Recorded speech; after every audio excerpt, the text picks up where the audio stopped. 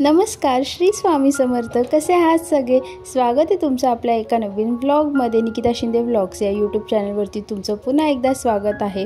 सगळ्यांना तर सगळ्यात पहिले नवरात्रीच्या सगळ्यांना खूप शुभेच्छा. छान आता दांडिया वगैरे खेळायला जा, मस्त एन्जॉय करून घ्या, कारण हे नवरात्रीचे 9 दिवसच असतात जिथे आपल्याला ही एन्जॉयमेंट करायला मिळते. हे बघा, इथे मेट्रोचं काम चालू आहे. आता आम्ही चाललो आहोत कल्याणला. काम चालू आहे, बघू आता कधीपर्यंत काम पूर्ण होते.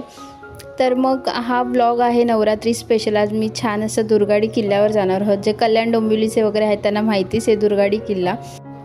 शिवाजी महाराजांच्या पाऊल खुणा ज्या किल्ल्यावरती उमटल्या, असा हा आपला दुर्गाडी किल्ला. त्या किल्ल्याचा इतिहास काय आहे किंवा शिवाजी महाराजांपासूनचं त्याची हिस्ट्री, एक्झॅक्ट स्टोरी काय, ते सगळं आपण व्हिडिओमध्ये बघूच.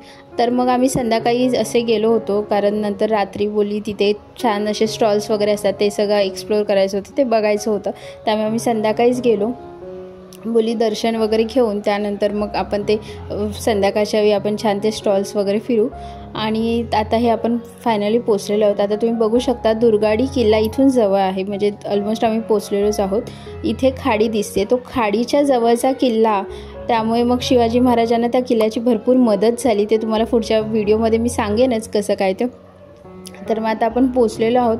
छान देवीचं दर्शन वगैरे छान झालं. गर्दी तशी भरपूर होती, कारण सुट्टीचे दिवस आणि परत त्यातल्या त्यात कसं संध्याकाळच्या वेळी बरेचसे जण दर्शनासाठी वगैरे येतात. त्यात नवरात्रीमध्ये तर असते गर्दी. खूप मस्त वाटत होतं. हा बघा, हा आपला दुर्गाडी किल्ला. बाहेरून असं छान एंट्रन्स आहे त्याची. मग आम्ही देवीसाठी ओटी वगैरे घेतली. इथे आजूबाजूला हे भरपूर स्टॉल आहेत, ते आपण नंतर दर्शन वगैरे घेऊन झाल्यावर बघू. प्रसादीसाठी वगैरे बरेच स्टॉल आहेत. इथे ओटीसाठी पण बऱ्याच ठिकाणी आहेत, तर मग तुम्ही तिथे ओटी घेऊन तिथे चप्पल वगैरे ठेवू शकता आणि मग आपण दर्शनाला जाऊ शकतो. भरपूर गर्दी होती. ही आहे आपली दुर्गाडी किल्ल्याची एंट्री. पोलीस बंदोबस्त वगैरे सगळं छान होतं. आणि सगळ्यात चांगली गोष्ट म्हणजे ना, तिथे पिण्याच्या पाण्याची वगैरे सोयसुद्धा केलेली, कारण ऊन खूप होतं, गरम होत होतं. त्यामुळे ते बरं वाटत होतं की कोणाला पाणी वगैरे हवं असेल तर ते सोय वगैरे चांगली केली होती. आणि ही एंट्री केल्यावर शिवाजी महाराजांच्या वेगवेगळ्या गोष्टींविषयी, किल्ल्यांविषयी वगैरे माहिती दिली. वेगवेगळ्या किल्ल्यांची माहिती अशी एंट्री केल्या राईट साईडला लावली होती. शिवनेरी, रायगड, पन्हाळगड अशा सगळ्या किल्ल्यांची माहिती लाईनीमध्ये लावली होती. आणि त्यात शिवाजी महाराजांविषयी किंवा त्यांचं बालपण कसं गेलं किंवा काय, त्या रिलेटेडसुद्धा गोष्टी अशा लावल्या होत्या. छान. तुम्हाला जाल तेव्हा तुम्ही नक्की वाचा. सिंहगड वगैरे सगळ्या किल्ल्यांचे, बऱ्याचशा किल्ल्यांची अशी माहिती लावली होती. हे बघा, इथे आपण जिथे किल्ल्याच्या इथे पोहोचतो तिथे छान असं इथे देवीचं असं हे केलं होतं. खूप छान वाटत होतं. मस्त छान सजवलेलं होतं. आणि गर्दी भरपूर होते तशी बघायला गेली तर, पण कसंही लाईन पटापट पुढे सरकत होती, त्यामुळे काही जास्त वाटलं नाही. गरम वगैरे होत होतं, तुम्ही बघू शकता ऊन आहे त्यामुळे गरम पण होत होतं. आणि इथे आपल्या शिवाजी महाराजांचा हा पुतळा आणि हे वरतून दिसणारी आपला दुर्गाडी किल्ला, वरतून दिसणारा आपला किल्ला. आता थोडक्यात ह्या किल्ल्याच्या इतिहासाबद्दल बोलायचं झालं तर ह्या किल्ल्याचे बांधकाम शहाजहाच्या कारकिर्दीत सुरू झालं होतं आणि औरंगजेबाच्या कारकिर्दीमध्ये पूर्ण झालं. दुर्गाडी किल्ला कल्याणच्या खाडीलगतच्या टेकडीवर बांधलेला आहे. तर शिवाजी महाराजांनी आदिलशहाकडून जेव्हा कल्याण आणि भिवंडी काबीज केलं तेव्हा हा किल्ला मराठ्यांच्या ताब्यात आला. छत्रपती शिवाजी महाराजांनी नौका आणि जहाजे बांधण्यासाठी गोदी म्हणून ह्या किल्ल्याचा वापर केला. किल्ल्यावरती मराठ्यांनी दुर्गामातेचं एक छोटंसं मंदिर बांधलं आणि देवीच्या स्मरणार्थ किल्ल्याला दुर्गाडी असं नाव दिलं. दुर्गामातेचं मंदिर म्हणून हा दुर्गाडी किल्ला असं हे नाव आहे. हे आपण बघितलं एक थोडक्यात की ह्या म्हणजे किल्ल्याचा इतिहास काय किंवा किल्ल्याला नाव दुर्गाडी असं का पडलं हे सगळं. आणि ही माहिती तुम्हाला तिथे किल्ल्यावरती सुद्धा तुम्ही जेव्हा दर्शन घेत असाल तिथे तुम्हाला दिसेल की किल्ल्याला दुर्गाडी किल्ला असं नाव का दिलं. तुम्ही आता बघू शकता. मी हा जो फोटो आहे तो मी लास्टला व्हिडिओच्या टाकेन, सो तुम्हाला अजून माहिती काही वाचायची असेल तर तुम्ही जाऊन बघू शकता तो फोटो व्हिडिओच्या लास्टला. ही भरपूर अशी गर्दी होती, लाईन होती, पण मोकळं म्हणजे आता क्लायमेट तुम्ही बघू शकता. आम्ही आलो तेव्हा ऊन वाटत होतं आणि नंतर क्लायमेट थोडंसं असं हे झालं होतं, त्यामुळे असं पावसासारखं सुद्धा मध्ये मध्ये वातावरण होतं. आणि ठिकठिकाणी असे मोठे फॅन वगैरे लावले होते, त्यामुळे हवा वगैरे चांगली लागत होती. पिण्याच्या पाण्याची सोयसुद्धा होती. आणि इथे मंदिराच्या आतमध्ये दर्शन वगैरे घेणाऱ्यांची वगैरे ते स्क्रीनवरती दिसत होतं. लाईन पण पटापट सरकत होती, त्यामुळे आम्हाला जास्त टाईमसुद्धा नाही लागला. गर्दी होती पण टाईम नाही लागला. आणि त्याशिवाय तुम्ही बघू शकता इथे दर्शनासाठी जी लाईन आहे तिथे असे वेगवेगळे, आजकाल सोशल मीडियाचा यूज खूप झाला, वापर खूप वाढला आहे, त्यामुळे आपल्या मेंटल हेल्थवर वगैरे कसा परिणाम होतो. परत इथे अशी वेगवेगळी चित्र, लहान मुलं पण आजकाल फोन खूप जास्त यूज करतात, त्याच्यामुळे त्यांच्यावर कसा काय फरक पडतो किंवा काय इफेक्ट होतो त्याचे छान असे पोस्टर्स लावलेत. छान सोशल मेसेज एक देण्याचा प्रयत्न केला. खूप छान वाटली ही कन्सेप्ट, आवडली मला. फायनली मग आम्ही मंदिराजवळ असं पोचलोच होतो दर्शन घेण्यासाठी. आमची लाईन खूप जवळच आली होती आणि नंतर पावसासारखं असं ढगाळ वातावरण झालं. आलो तेव्हा ऊन होतं, त्यामुळे गरम होत होतं आणि नंतर छान पाऊससुद्धा पडला, त्यामुळे जरा बरंसुद्धा वाटलं की गरमीमुळे जो त्रास होत होता त्याच्यात खूप फ्रेश झालो, म्हणजे बरं वाटलं, कारण गरम खूप होत होतं. मंदिराच्या आतमध्ये गाभाऱ्यामध्ये शूटिंग वगैरे अलाउड नाही, त्यामुळे मी तिथे काही शूटिंग केली नाही आहे. जेवढं मला मॅक्स टू मॅक्स शूटिंग करता येईल तेवढं केलं. आणि नंतर पाऊस पडत होता, त्यामुळे सगळे लोकांचं नुसती धावपळ चालू होती, कारण जे बाहेरच्या ठिकाणी शेड नव्हती तिथे लोक लाईनीत उभे होते, त्यामुळे तिथे जे व्हॉलेंटियर्स होते ते सुद्धा त्यांना हेल्प करत होते की शेडखाली सगळ्यांना घेऊन जाण्यासाठी. सगळ्यांची धावपळ चालू झाली होती.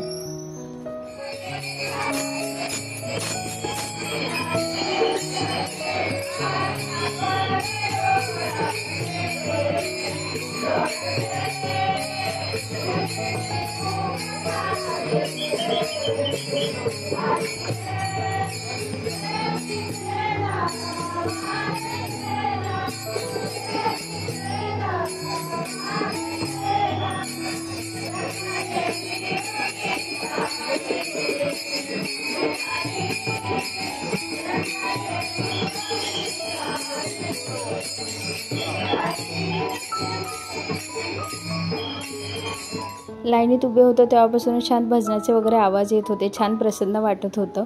आणि इथे वेगवेगळे देवींच्या मूर्त्या किंवा फोटोज वगैरे असे लावलेले आहेत. आणि नंतर दर्शन वगैरे घेऊन झाल्यानंतर आम्ही बाहेर आलो. इथे गणपतीची मूर्ती आहे, ही खूप पहिल्यापासून गणपतीची इथे मूर्ती होती. एंट्री केल्या किल्ल्याच्या इथे बाहेरच्या साईडने बाहेर पडलो, मागच्या साईडने बाहेर पडलो की मग तिथे दर्शन होतं आपला गणपती बाप्पाचं. असं आमचं हे दर्शन छान झालेलं. आणि त्यानंतर आम्ही म्हटलं हे स्टॉल्स वगैरे वेगवेगळे आहेत. रात्रीच्या वेळी तर अजून बाहेरच्या साईडला वेगवेगळे आकाशपाळणे वगैरे ते सगळं असतं. तर मग थोडाफार आम्ही प्रसाद वगैरे घेतला. इथे कंदी पेढे वगैरे खूप छान छान सगळं मिळतं. आता नवरात्र झाल्यानंतर दसऱ्यानंतर मग दिवाळी, त्यामुळे सणांची ही लाईन बघायला गेलं तर श्रावण महिना असतो तेव्हापासून सण चालू होतात. त्यामुळे हे सगळे सणासुदीसाठी म्हणजे वेगवेगळे डेकोरेशन्सचे आयटम्स असतील, वेगवेगळ्या फुलांच्या माळी वगैरे. आणि इथे हे किचन्स वगैरे असं छान छान वेगवेगळे स्टॉल होते. तुम्ही गेलात तर नक्की सगळे स्टॉल फिरा, काही ना काही वस्तू तुम्हाला नक्कीच आवडतील.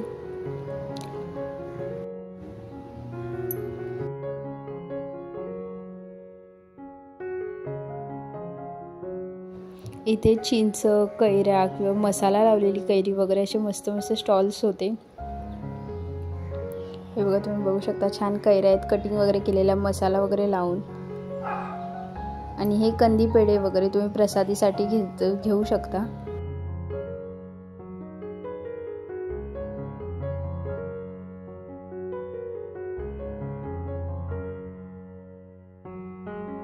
थोडा प्रसादीचा खाऊ वगैरे घेऊन झाला. त्यानंतर मग आम्ही पुढे बघितलं तर छान हे कानातले होते, अगदी रिजनेबल रेटमध्ये, म्हणजे 10 रुपये 20 रुपये असे स्टार्टिंग प्राईस असलेले कानातले होते.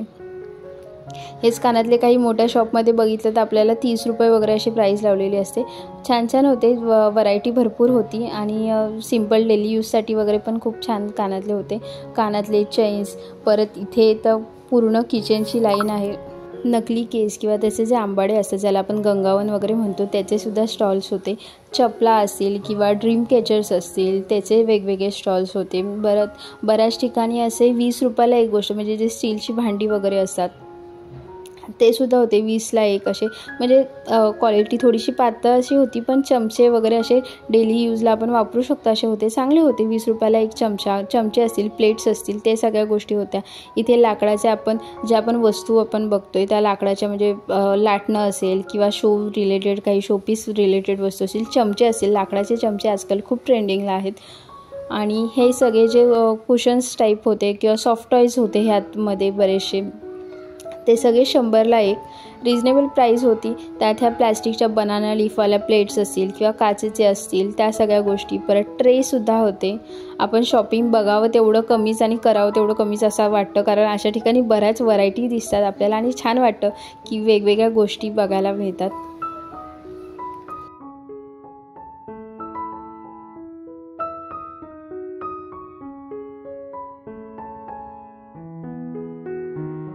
आता दिवाळी येणार, त्यामुळे अशा घरात सजवायला वस्तूसुद्धा, आता तोरणं असतील. आजकाल आर्टिफिशियल तोरणं खूप वापरली जातात, नकली फुलांची तोरणं किंवा फ्लॉवर पॉट खूप वापरले जातात. त्याचेसुद्धा स्टॉल्स होते तिथे. अगदी 100-200 पासून स्टार्टिंग प्राईस होती. रिजनेबल असतात. काही गोष्टी असतात थोड्याफार महाग, तर आपल्याला प्राईस ॲक्च्युअल माहीत असेल तर आपल्याला भावताव करून घेता आलं पाहिजे. दरवाजात एंट्रन्सला आपण लावायला माई किंवा आपण काही जण देवाऱ्याच्या इथे वगैरे लावतात किंवा देवाऱ्याला लावायला माई वेगवेगळ्या प्रकारच्या मस्त अशा इथे होत्या. आर्टिफिशियल फ्लावर्स होते सगळे. हे तुम्ही बघू शकता. ह्या माई म्हणजे आता दिवाळीच्या वेळ वगैरे आपण दरवाजाच्या इथे लावू शकतो किंवा देवाऱ्याला वगैरे लावू शकतो. छान वाटत होत्या. आणि ह्या सगळ्या गोष्टी ॲट रिजनेबल प्राईस असतात. त्याच गोष्टी आपण काही दुकानांमधून वगैरे घेतल्या तर त्या महाग पडतात. आता दिवाळी येते तर दिवाळी दिव्यांशिवाय अपूर्णच. तर मग इथे आर्टिफिशियल जे दिवे असतात, लाईटवरचे दिवे आपण ज्याला म्हणतो, ते सुद्धा होते. छान वाटतात. त्याचसोबत आपण हे जे बघतो हे पाण्यावरचे दिवे आहेत. पाणी टाकलं की मग त्याच्यावरची लाईट लागते. सो हे पाण्यावरचे दिवेसुद्धा होते. तर मग तिकडचे आम्ही बरेचसे स्टॉल फिरलो, त्यामुळे बऱ्याचशा वस्तू घेण्यासारखे स्टॉल्स आहेत. खाण्यापिण्याचे सुद्धा स्टॉल्स आहेत तिथे. त्याशिवाय दुसऱ्या साईडला राईट हँड साईडला आपण मंदिरातून बाहेर पडताना राईट हँड साईडला वेगवेगळे मोठे आकाशपाळणे असतील किंवा जे गेम आपण खेळतो ते सगळे गेम्स असतील त्याचे सगळ्याचे स्टॉल्स होते.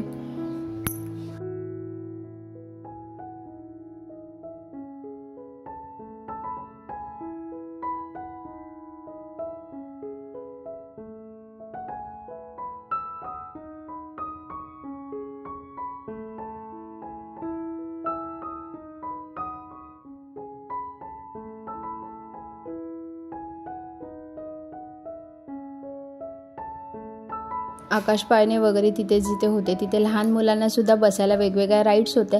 त्याशिवाय चायनीजचे वेगवेगळे स्टॉल्स असतील किंवा दाबेली असेल, कुल्फी वगैरे, खाण्याचे सुद्धा बरेचसे आयटम्स होते.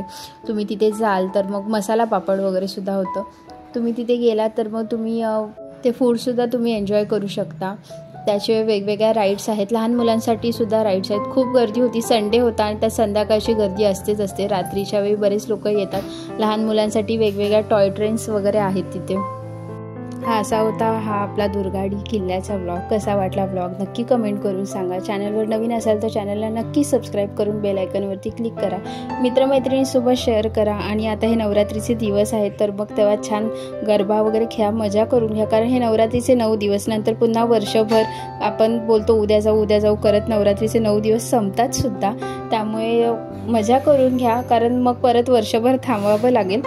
आणि नवीन असाल चॅनलला सबस्क्राईब करा. असेच आपण वेगवेगळे व्लॉग्स घेऊन येत असतो. ट्रॅव्हल्स व्लॉग्स असतात आपल्या चॅनलवरती, फूड व्लॉग्स असतात, त्याशिवाय वेगवेगळ्या रेसिपीजसुद्धा असतात. त्यामुळे ह्या व्लॉग चॅनलवरती तुम्हाला सगळ्या प्रकारच्या गोष्टी बघायला मिळतील.